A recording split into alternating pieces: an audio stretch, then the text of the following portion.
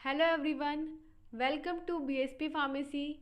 I am Nikita Gupta और आज हम बी फार्मा सेकेंड सेमेस्टर के सब्जेक्ट ऑर्गेनिक केमिस्ट्री का एक टॉपिक कार्बोक्सिलिक एसिड पे एक स्मॉल सा क्विज लेंगे सो दैट हम ऑर्गेनिक केमिस्ट्री के टॉपिक कार्बोक्सिलिक एसिड के सारे कंसेप्ट्स को क्लियरली अंडरस्टैंड कर सकें। तो अगर आपने अभी तक हमारे चैनल को सब्सक्राइब नहीं किया है तो please subscribe our channel and hit the bell icon to get updated with these informative videos. So let's start our video. First question from carboxylic acid is the hydrolysis of CH3CH2NO2 with 85% of H2SO4 gives which of the following compound? Means कि अगर आप CH3CH2NO2 की reaction करवाएंगे 85% H2SO4 के साथ और जब इसके साथ रिएक्शन करवाने पे हाइड्रोलिसिस होगा तो रिजल्टेंट प्रोडक्ट क्या होगा, रिजल्टेंट जो प्रोडक्ट आएगा वो क्या क्या हो सकते हैं। तो आपको पता है कि जब CH3CH2NO2 की रिएक्शन होगी H2SO4 की प्रेजेंस में और हाइड्रोलिसिस हो रहा है मीन्स कि H2O के साथ होगी, तो जो रिजल्टेंट प्रोडक्ट होगा उसके अंदर दो प्रोडक्ट्स फॉर्म होंगे। फर्स्ट बनेगा CH3COOH और साथ में बनेगा NH2OH। तो दो प्रोडक्ट बन रहे हैं। अब इनमें से हमारे ऑप्शंस हमारे पास क्या क्या हैं। ऑप्शंस में हमारे पास option number A CH3CH2OH, option number B C2H6, option number C CH3CH double bond NOH and option number D CH3COOH। तो इन चार ऑप्शंस में से जो हमारे प्रोडक्ट्स बन रहे हैं उनमें से एक जो हमारे प्रोडक्ट के साथ मैच कर रहा है ऑप्शन, वो है ऑप्शन नंबर डी CH3COOH। तो करेक्ट ऑप्शन होगा CH3COOH। सो बेसिकली इस क्वेश्चन के आंसर के लिए आपको हाइड्रोलिसिस रिएक्शन पता होनी चाहिए कि जब CH3CH2NH2 85% H2SO4 की प्रेजेंस में हाइड्रोलिसिस रिएक्शन करेगा तो क्या क्या प्रोडक्ट्स बनेंगे। तो हमारे प्रोडक्ट्स बन रहे थे CH3COOH एंड NH2OH, जो जिनमें से हमारे ऑप्शंस में अवेलेबल था CH3COOH, इसलिए हमारा करेक्ट आंसर हुआ CH3COOH। Then next question is acetic acid is obtained when which of the given reaction take place। यहाँ पे चार रिएक्शंस बनी हैं और इनमें से आपको बताना है कि इनमें से किस रिएक्शन के थ्रू एसिटिक एसिड ऑब्टेन्ड होगा। तो आपके ऑप्शंस हैं option number A methyl alcohol is oxidized with potassium permanganate. जब मिथाइल एल्कोहल पोटेशियम परमैंगनेट की प्रेजेंस में ऑक्सीडाइज होगा। Option number B calcium acetate is distillate in the presence of calcium formate. Calcium acetate की distillation होगी calcium formate की presence में तब। Option number C acetaldehyde is oxidize with potassium dichromate and sulphuric acid. तो acetaldehyde की जब oxidation reaction होगी potassium dichromate के साथ एंड सल्फ्यूरिक एसिड की प्रेजेंस में। And option number D is glycerol is heated with sulphuric acid, यानी कि ग्लिसरॉल को H2SO4 की प्रेजेंस में जब हीट किया जाएगा तब। तो जैसा कि आपको पता होगा कि पोटेशियम परमैंगनेट जो होता है और पोटेशियम डाइक्रोमेट जो होता है वो एक स्ट्रॉन्ग ऑक्सीडाइजिंग एजेंट होता है। तो जब पोटेशियम डाइक्रोमेट और सल्फ्यूरिक एसिड की प्रेजेंस में ऑक्सीडेशन रिएक्शन होगी तो वहाँ पे एल्डिहाइड जो होगा वो एसिड में कन्वर्ट हो जाएगा। तो यहाँ पे एसिटल्डिहाइड ऑक्सीडाइज होकर के एसिटिक एसिड फॉर्म कर लेगा, इसलिए हमारा करेक्ट ऑप्शन होगा ऑप्शन नंबर सी, जिसके अंदर जो एसिटल्डिहाइड होता है वो पोटेशियम डाइक्रोमेट और सल्फ्यूरिक एसिड की प्रेजेंस में एसिटिक एसिड फॉर्म करता है। यहाँ पे ऑक्सीडेशन रिएक्शन होती है। सो हमारा करेक्ट ऑप्शन हुआ option number C. Then next question is acetic acid is manufactured by the fermentation of the following reaction. Last question में हमसे एसिटिक एसिड की फॉर्मेशन के बारे में पूछा गया था कि किस रिएक्शन से हमें एसिटिक एसिड ऑब्टेन होगा, और यहाँ पे हमसे पूछा गया है कि एसिटिक एसिड कैसे ऑब्टेन होगा, कैसे मैन्युफैक्चर होगा फर्मेंटेशन रिएक्शन से। मीन्स कि अगर आप फर्मेंटेशन करोगे तो कौन सा सबस्ट्रेट रिक्वायर्ड है फर्मेंटेशन के रिजल्टेंट की फॉर्म में एसिटिक एसिड को ऑब्टेन करने के लिए। तो आपके ऑप्शंस हैं option number A ethanol, option number B methanol, option number C ethanal and option number D methanal. तो एसिटिक एसिड को ऑब्टेन करने के लिए हमारे पास जो सबस्ट्रेट होना चाहिए वो है इथेनॉल, क्योंकि इथेनॉल जब एसिडोबैक्टर की प्रेजेंस में फर्मेंटेशन रिएक्शन होगी तो अल्टीमेटली जो प्रोडक्ट ऑब्टेन होगा वो है एसिटिक एसिड। इसके अंदर बेसिकली अल्कोहल ग्रुप प्रेजेंट हैं, जिसको ये जो बैक्टीरिया होता है एसिडोबैक्टर वो एल्डिहाइड एंड एल्डिहाइड से देन एसिड में कन्वर्ट कर देता है। तो यहाँ पे स्ट्रॉन्ग ऑक्सीडाइजिंग रिएक्शन होगी जिसका रिजल्टेंट प्रोडक्ट होगा एसिटिक एसिड। तो करेक्ट ऑप्शन हुआ option number A ethanol. Then next question is when the benzyl alcohol is oxidized with KMnO4 the product obtained is which of the following compound. जब जो benzyl alcohol होती है उसको KMnO4 की presence में oxidise किया जाता है तो क्या प्रोडक्ट ऑब्टेन्ड होता है। तो जैसा कि आपको पता है कि KMnO4 जो है वो एक स्ट्रॉन्ग ऑक्सीडाइजिंग एजेंट होता है, तो ये स्ट्रॉन्गली ऑक्सीडाइज करेगा बेंजाइल अल्कोहल को।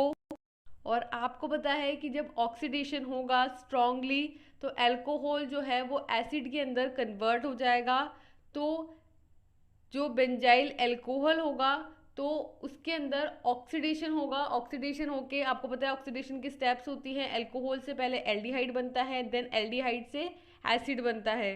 तो KMnO4 की प्रेजेंस में जब बेंजाइल अल्कोहल की ऑक्सीडाइजिंग की जाती है तो जो प्रोडक्ट ऑब्टेन होता है वो होता है बेंजोइक एसिड, क्योंकि KMnO4 एक स्ट्रॉन्ग ऑक्सीडाइजिंग एजेंट है। तो इसके थ्रू अल्कोहल से एल्डिहाइड नहीं आकर के डायरेक्ट ही एसिड आ जाता है, तो प्रोडक्ट जो हमारा ऑब्टेन्ड होता है वो बेंजोइक एसिड इसमें ऑब्टेन्ड होता है। Then next question is which of the following gives benzoic acid on oxidation. इनमें से कौन सा कंपाउंड है जिसका ऑक्सीडेशन करेंगे तो आपको resultant product benzoic acid obtained होगा। तो आपके ऑप्शंस हैं option number A chlorophenol, option number B chlorotoluene, option number C chlorobenzene and option number D benzyl chloride. तो इन चार ऑप्शंस में से कौन सा ऑप्शन है जिसके ऑक्सीडेशन से आपको बेंजोइक एसिड ऑब्टेन होगा। तो जैसा कि आपको पता है कि जो बेंजाइल क्लोराइड होता है जब उसका ऑक्सीडेशन किया जाता है तो उसकी ऑक्सीडेशन के रिजल्टेंट में बेंजोइक एसिड ऑब्टेन होता है, क्योंकि बेंजाइल क्लोराइड क्या होता है, एक बेंजीन होती है, उसके ऊपर CH2 लगा होता है और CH2 से देन क्लोरीन जुड़ा होता है। इसकी जब ऑक्सीडेशन करेंगे KOH के प्रेजेंस में तो वहाँ पे ऑक्सीडेशन रिएक्शन के रिजल्टेंट में यहाँ पे CH2 और देन जो क्लोराइड है ये कन्वर्ट हो जाएगा COO के अंदर एंड देन यहाँ पे ये सॉल्ट बन गया है बेंजोइक एसिड का। और हमारे से यही पूछा गया था कि बेंजोइक एसिड किससे ऑब्टेन होगा, कौन सी ऑक्सीडेशन रिएक्शन से ऑब्टेन होगा। तो हमारा करेक्ट आंसर होगा option number D benzyl chloride. तो बेंजाइल क्लोराइड की जब ऑक्सीडेशन रिएक्शन होती है तो उसके रिजल्टेंट में हमें potassium salt of benzoic acid obtained होता है।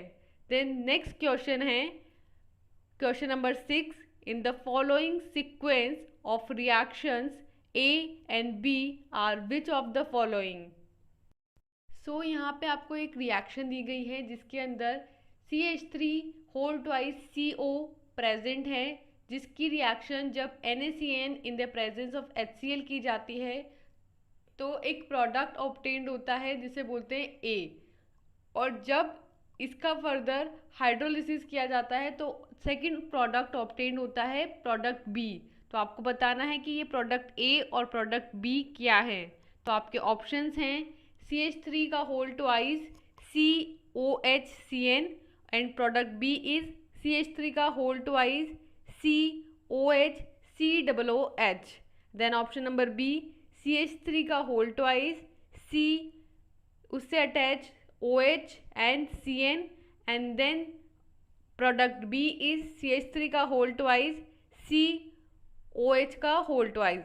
Then option number C CH3 का whole twice COH and CN, and then product number B CH3 का whole twice CHCOOH, and option number D is CH3 का whole twice COHCN, and product number B is CH3 का whole twice COOH। तो basically क्या होता है, CH3 का whole twice CO की जब रिएक्शन होती है NaCN और HCl की प्रेजेंस में, तो यहाँ पे एडिशन रिएक्शन होती है जिसके रिजल्टेंट यहाँ जो C डबल बॉन्ड O है इसके साथ ये NaCN आकर के रिएक्शन करता है और ये डबल बॉन्ड टूटता है। यहाँ पे पॉजिटिव चार्ज, यहाँ पे नेगेटिव चार्ज की तरफ अट्रैक्ट होता है Na+ और पॉजिटिव चार्ज की तरफ अटैच होता है CN, दैट इज साइनाइड।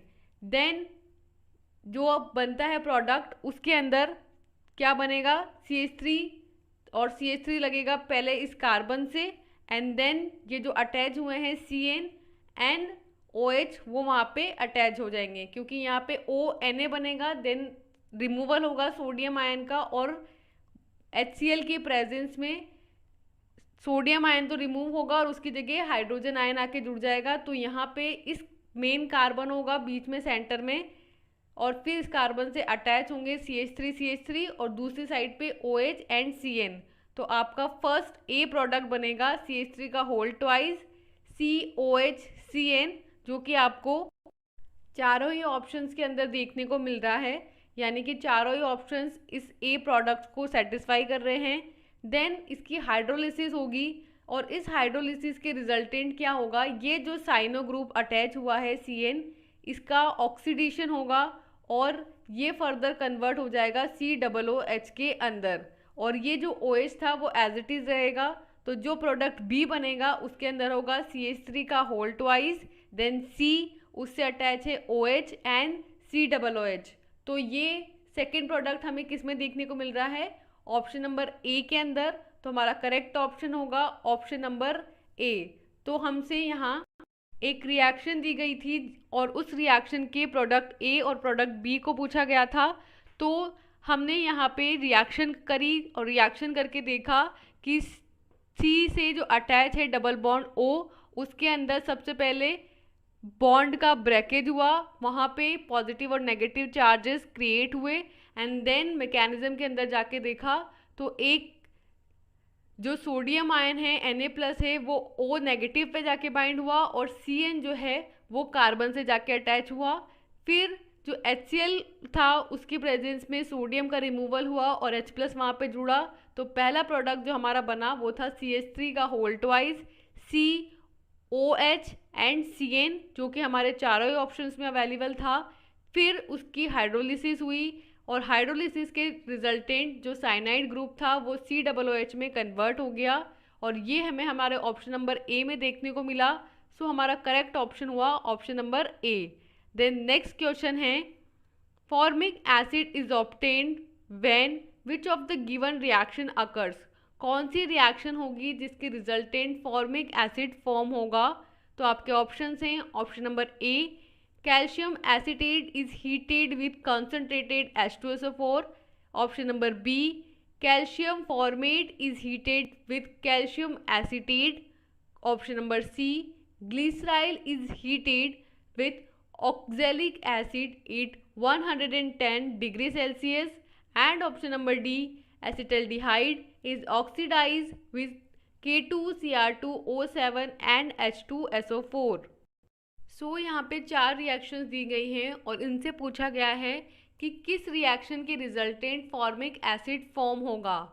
तो आपको पता है कि फॉर्मिक एसिड तब फॉर्म होगा जब जो ग्लिसरॉल के प्रेजेंस में 110 डिग्री सेल्सियस पे डीकार्बोक्सिलेशन रिएक्शन होगी और ग्लिसरॉल जो होता है वो फॉर्मिक एसिड में कन्वर्ट हो जाता है। मीन्स कि ग्लिसरॉल क्या होता है, COOH एंड देन उससे अटैच COOH। अब इसमें जब ऑक्जेलिक एसिड की प्रेजेंस में 110 डिग्री सेल्सियस पे डीकार्बोक्सिलेशन होगा। डीकार्बोक्सिलेशन के अंदर एक कार्बोक्सिलिक ग्रुप जो है वो रिमूव हो जाता है। डीकार्बोक्सिलेशन में CO2 जो है वो रिमूव हो जाएगा। जब CO2 रिमूव हो जाएगा तो प्रोडक्ट क्या बनेगा हमारा, HCOOH प्लस CO2। तो HCOOH क्या होता है, फॉर्मिक एसिड। तो हमसे पूछा गया था कि फॉर्मिक एसिड किस रिएक्शन में बनेगा, तो हमारा ऑप्शन होगा option number C, glycerol is heated with oxalic acid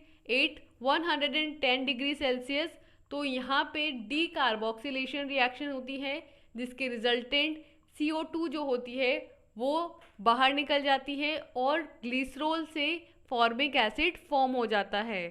so this is our option number C। Then the next question is O-xylene when oxidized in the presence of V2O5 the product is which carboxylic acid। जब O-xylene oxidise होगा V2O5 की presence में तो कौन सा वाला carboxylic acid form होगा। तो जो O-xylene है, सबसे पहले हमें ये पता होना चाहिए कि क्या होता है। तो O का मतलब होता है यहाँ पे ऑर्थो, तो O का मतलब ऑर्थो, अदरवाइज जाइलीन का मतलब होता है कि एक आपके पास बेंजीन है, इसमें CH3 लगाया और फिर यहाँ पे एक और CH3 लगाया। मीन्स कि एक CH3 लगाने पे बना टोलुइन और दूसरा CH3 लगाने पे लगा जाइलीन।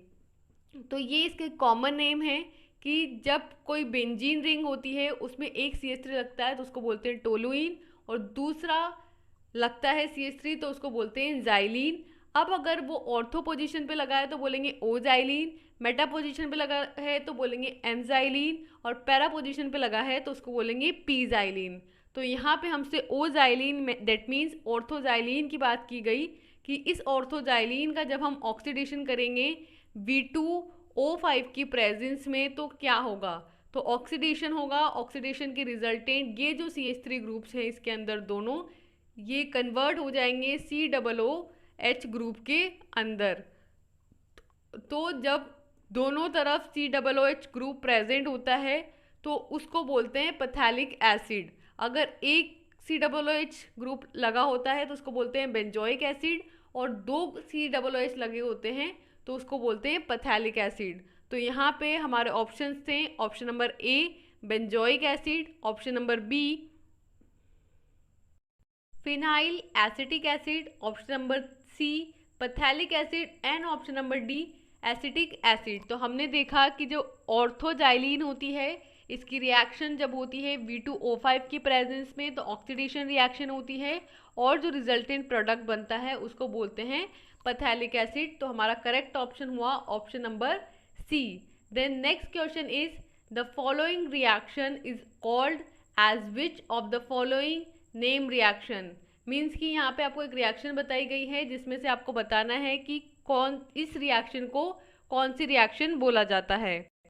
तो रिएक्शन है हमारे पास CH3CH डबल बॉन्ड CH3, इसकी रिएक्शन होती है CO that is carbon monoxide and H2O की प्रेजेंस में।